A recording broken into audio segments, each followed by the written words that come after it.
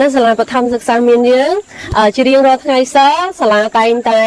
ដឹកនាំសិស្សធ្វើសមាធិនិងនាំសិស្សថ្វាយបង្គំព្រះការធ្វើសមាធិនេះគឺសាលាចង់ឲ្យសិស្សមាន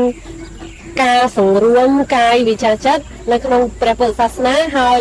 រស់នៅក្នុងសង្គមបានល្អជំរាបសួរនាងខ្ញុំឈ្មោះអុលឆលីដាជានាយិការងនៃសាលាបឋមសិក្សាមានសូមអំពាវនាវដល់សប្បុរសជនផ្ដល់ជាធុងសម្រាមមកកាន់សាលាយើងខ្ញុំសាលាយើងខ្ញុំកំពុងធ្វើគម្រោងមួយដ៏មានអត្ថន័យដើម្បីអភិវឌ្ឍបណ្ដុះបណ្ដាលចំពោះកុមារអំពីសុខភាពអនាម័យនិងបរិស្ថានសាលារៀនខ្ញុំអត់ទាន់មានធុងសម្រាមប្រើប្រាស់គ្រប់គ្រាន់ទេ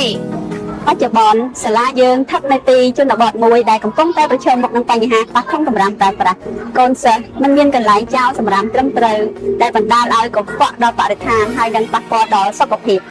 សម្រាមខ្លះបើចោលពីការសម្រាមខ្លះ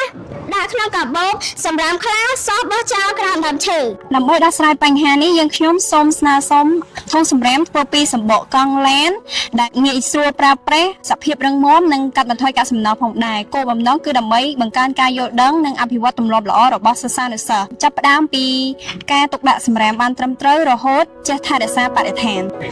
ពួកយើងស្នើសុំធុងសម្រាមកង់ឡានយកមកប្រើប្រាស់ក្នុងសាលាខ្ញុំសូមអំពាវនាវដល់សប្បុរសជនដែលមានទឹកចិត្តល្អចូលរួមបរិច្ចាគការជួយរបស់លោកអ្នកគឺជាការវិនិយោគទៅលើអនាគតរបស់ក្មេងៗជនជាតិខ្មែរ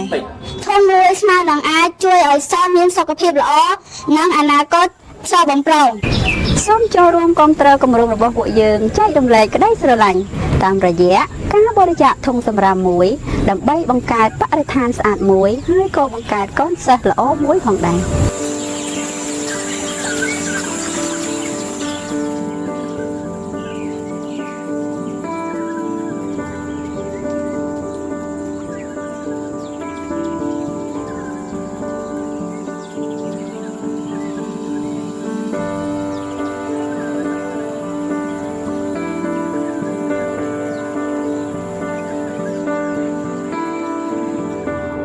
មានធុងសម្រាមប្រើអត់ហើយចង់បានធុងសម្រាមអត់ហើយចុះបើមានអ្នកឧបត្ថម្ភធុងសម្រាមឲ្យក្មួយប្រើសบายចិត្តអត់សบายចិត្តទេដៃមួយសូមអរគុណដល់សប្បុរសជនដែលចង់ជួយឧបត្ថម្ភធុងសម្រាមកង់ឡានដល់សាលាយើងខ្ញុំ